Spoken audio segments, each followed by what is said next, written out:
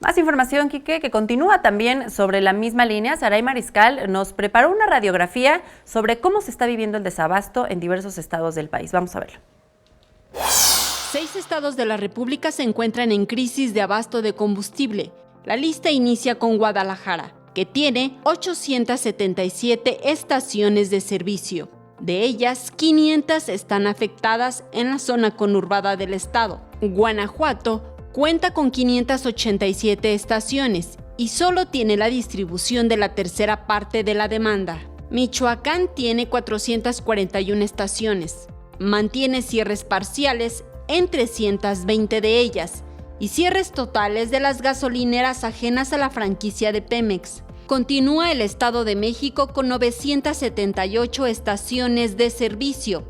Presenta daños en el Valle de Toluca y el sur. Otro caso es Hidalgo.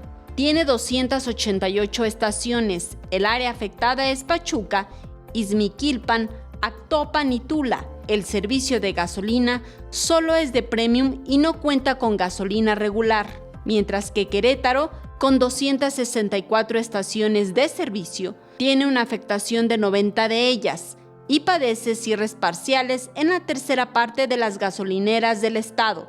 El desabasto en las gasolineras inició desde el 31 de diciembre. Sin embargo, la Secretaría de Energía argumentó que el problema no es de escasez, sino de retrasos en las entregas. Esto forma parte del plan para combatir el robo de combustibles, que priorizó el uso de vehículos considerados los más seguros. Ante esto, Petróleos Mexicanos indicó que avanza en el restablecimiento del suministro de combustible por diferentes vías en las entidades afectadas.